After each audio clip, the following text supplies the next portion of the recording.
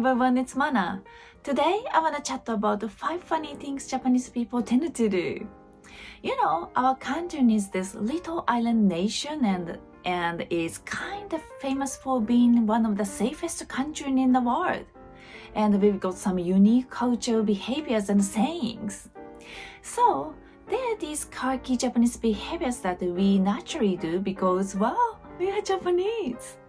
For example, when we go abroad and encounter different cultures, our actions might seem pretty strange, or we end up doing things just because we are in Japan, or these are typical Japanese culture things.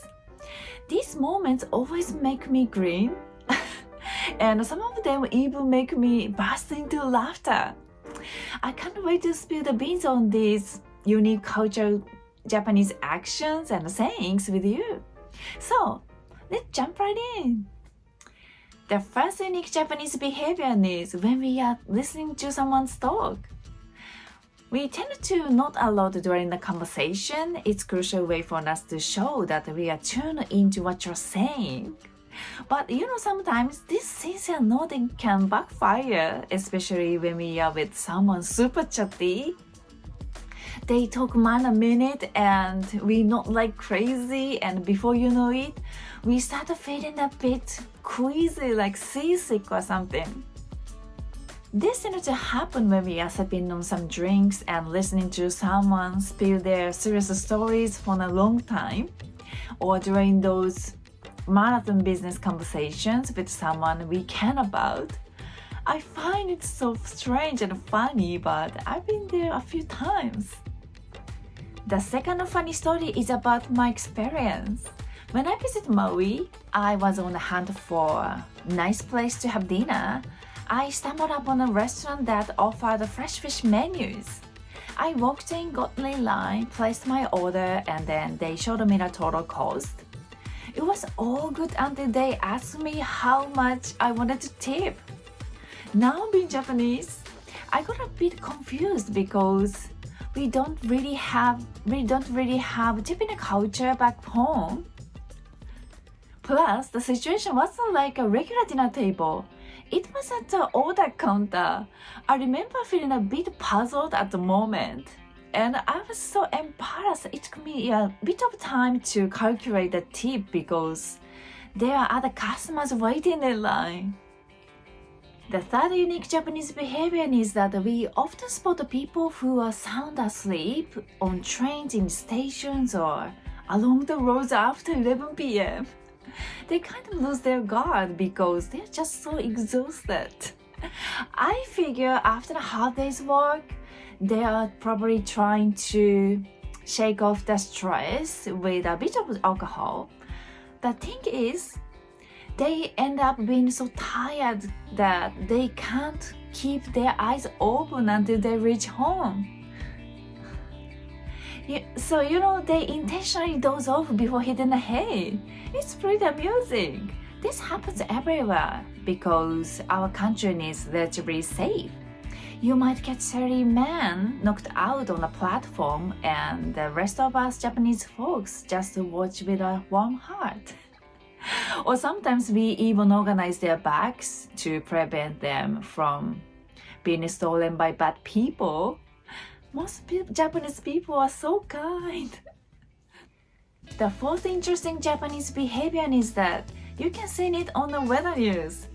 As summer rolls around, we often get hit by some powerful typhoons, and weather forecasters not only explain how strong the typhoon is, but they also go the extra mile by putting themselves in harm's way to report the situation.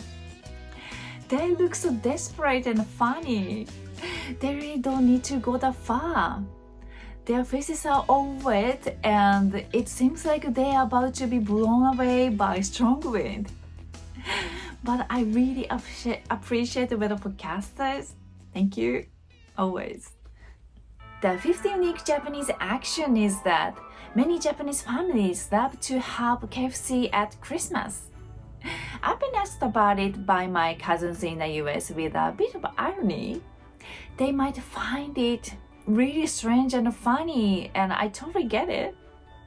Yeah, Japanese KFC is so delicious. Although I've never tried KFC in other countries, another reason is that parents in their 40s and 50s have seen KFC's commercial so many times during the Christmas seasons. So many Japanese families tend to grab KFC chickens for Christmas. It's quite a strong influence from TV commercials back in the day. The sixth interesting behavior is that some Japanese women go all out in great weather, sunglasses, masks, hats, and even an umbrella.